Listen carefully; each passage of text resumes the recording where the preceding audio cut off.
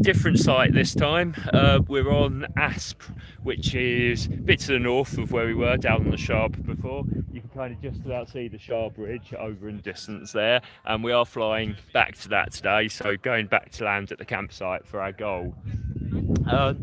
So we didn't have a task yesterday. We drove up here before, and we've been up here twice already so far. So the first time we came up and we had a really good flight from there. Then yesterday we came up and found it just overdeveloped massively, really high clouds. It was frankly too dangerous to set a task. So although we got something briefed, it was cancelled. You can see again today there's quite a lot building up over the back over there over Pic de Berre, but we're not going that way. Where we're actually going is out into that area there, which as you can see looks lovely, really. Looks really classic, perfect day for flying. So just starting to build some cumulus now. It's quite windy today, so a bit windier than we've had before. The wind's from the west, so that might factor into decisions a bit further on, especially because for the sport class our final glide is directly into wind, which means we have to leave a little bit more allowance. Yeah, as I say, it's a much nicer launch. So Sharp was all a bit nerve-wracking. It's a very unpleasant place to rig. It's on a very steep, rocky slope. You have to chain your gliders to the ground because dust devils are so frequent there that they'll pick your glider up and take it away if you don't. And also we have really switchy wind which will keep changing direction. I mean, at least Sharp you can take off either the south or from the north, but I mean frankly the wind was just doing one then the other and only a few seconds each time. So we had some fairly hairy launches from Sharp the first couple of days. Asp by contrast is this lovely. It's a nice easy launch. The wind's blowing up the slope consistently today, so hopefully everyone will get off easily and safely and then fly off on the task. So today's task for the sport class, I'm actually stuck with it. So the way hang gliding competitions work, everybody launches at a certain time. So today the launch window for the main class is 12:30. So you can see the first people, there's Darren Brown over there just getting clipped into his glider, ready to launch. So the first of the open class will be off in a couple of minutes or so. The sport class launch window doesn't open until 12:45, so we're going a slightly later, give the main class a little bit of time to get in the air and get out of our way. But yeah, so hang gliding competition has got a launch window, which is the time that you are allowed to launch at, and you're allowed to launch until relatively late, like 3 o'clock I think, but nobody would launch that late because your time around the course is counted as having started from the start time, and there's start gate. So when we talk about start gates, what we mean is so for instance today we've got a start gate at 1:30 and we've got a start gate at 1:50. So we can launch anytime after 12:45, but we have to kind of hang around and wait for 1:30 before we start the race. Now, you can either have an entry start or an exit start. So an exit start is you've got to leave a point, or you've got to fly a certain distance away from a point to trigger the start. So all of this is done by GPS coordinates. So you've got your point, and on your instrument it shows a circle around that point, a cylinder technically, because it's in 3 dimensions. So either you have to be inside that cylinder before the start so that you fly out of it to trigger the start, or you have to be outside that cylinder and fly into it to trigger the start.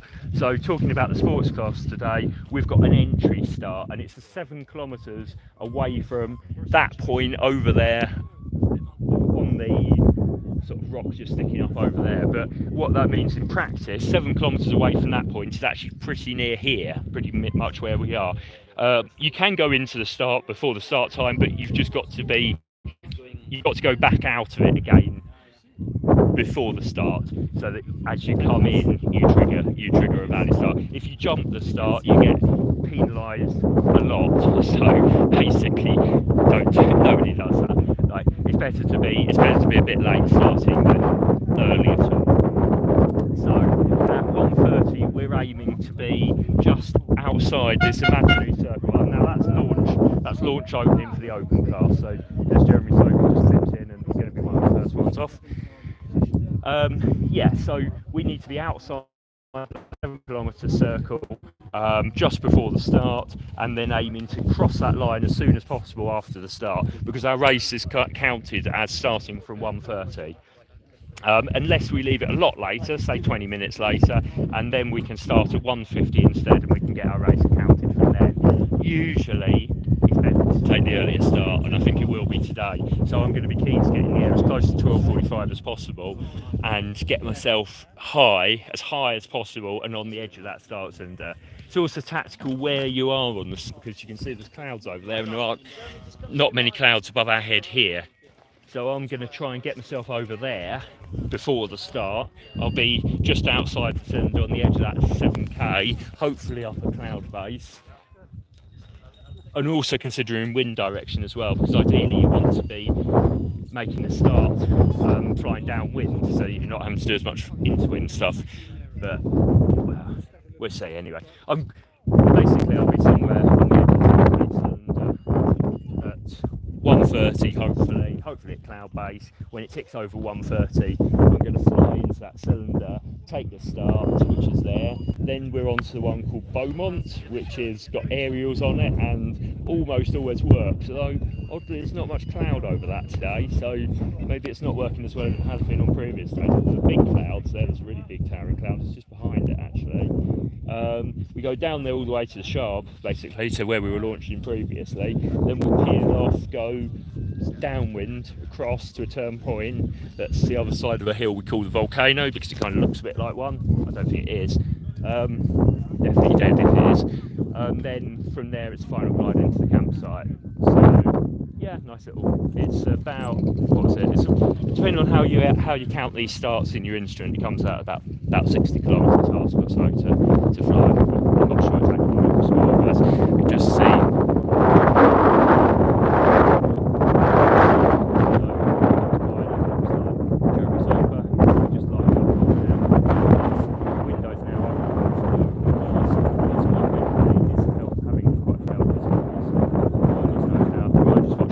Jeremy go, take off, and then you see that, yeah, looks like you can see that.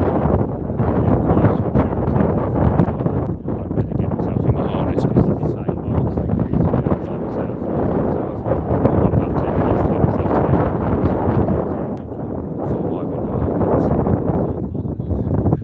window.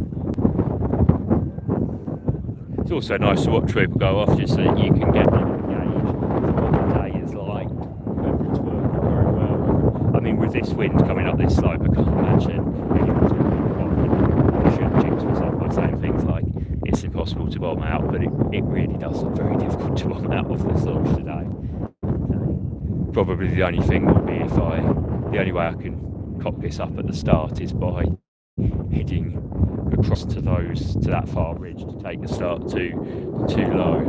I'm just sort of doing this on selfie mode. It's a bit hard to see what's actually on my screen there.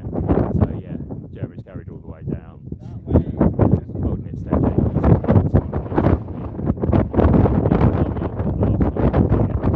It's still windy by UK standards, but it is a bit coming off the crosswind.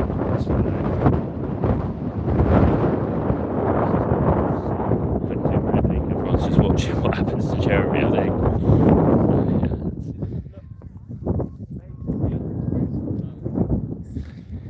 Yeah, if I'm not in a good position for the start at 1:30, then I'll miss that start, hang around outside the start gate for another 20 minutes, and then when it gets to 1:50, I'll go there instead and take the second start.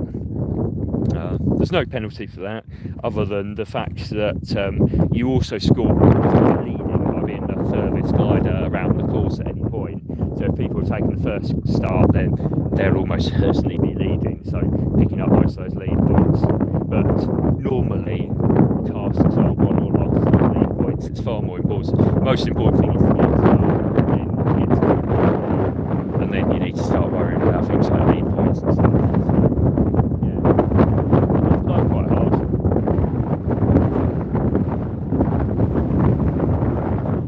Oh, there's a paraglider down a bit lower. launch paragliding in this wind strip. He does climb that to the top.